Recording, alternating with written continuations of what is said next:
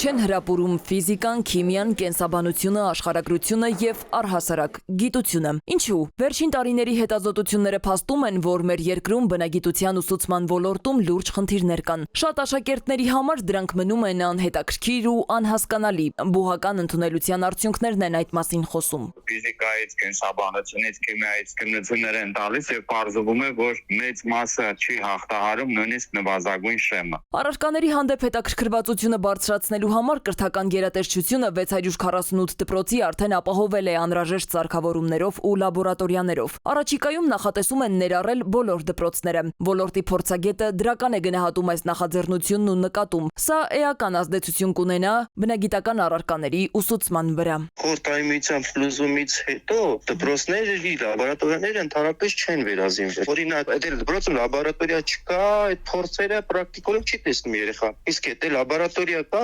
բնականաբար փորձերը կտեսնի, փորձի միջոցով հետաքրքրություն կառաջանա տվյալ առարկայի հանդեպ։ Փորձագետները տարակարծիք են, ոլորտի մյուս մասնագետն էլ պնդում է, լաբորատորիաները նախ եւ առաջ պետք է գործարկողներ լինեն։ Հարցնում է Մխիթարյանը. այդ ոլորտի քանի ուսուցիչ ունենք։ Իսկ ովքեր են դրանք օգտագործելու, ովքեր են այդ հմտությունները ունեցող մարդիկ ուսուցիչները։ Նրանց թիվը այնքան քիչ է, որ այդ 650-ն էլ կարողա չլինի այդքան ուսուցիչ, որ կարողանա նորմալ այդ լաբորատորիաները օգտագործել։ Խնդիրը կա, բայց դրա լուծման ձևը ուղիղ լուծելու փոխարեն ինչ որ նոր ֆոկուսներ են մտածում եւ անարդյունավետ լուծման ձև է։ Այդքան գումարներ, որ կծախսեին լաբորատորիաների վրա, ավելի լավ է նորմալ ուսուցիչներ պատրաստեին։ Ընդհանրապես մասնագետներ չկան, բնագիտական ուղղվածությամբ հեռավարով են դասապրոցես իրականացնում, մենթոր դպրոցների միջոցով մասնագետներից պակաս ունենք։ Ոլորտով հետաքրքրվածության բացակայությունը նկատելի է նաև համապատասխան գիտահետազոտական կենտրոնների, ինստիտուտների պարագայում։ Փորձագետների կարծիքով մեր երկրում գիտության հետ կապը խզված է նաև, որովհետև գիտությամբ զբաղվելն էլ հրապուրիչ ու հեռանկարային չեն համարում։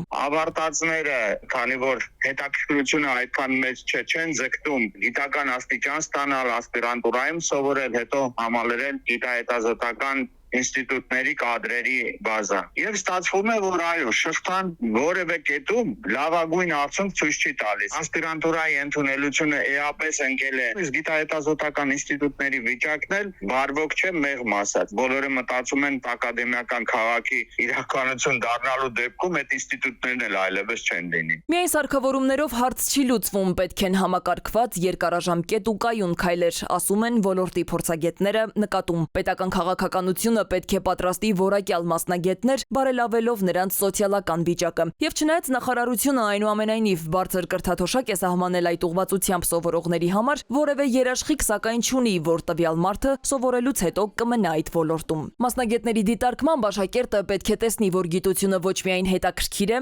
այլև կիրառելի ու եկամտաբեր։ Հակառակ դեպքում գիտության հանդեպ հետաքրքրությունը կմարի մինչև բուհական փուլին հասնելը։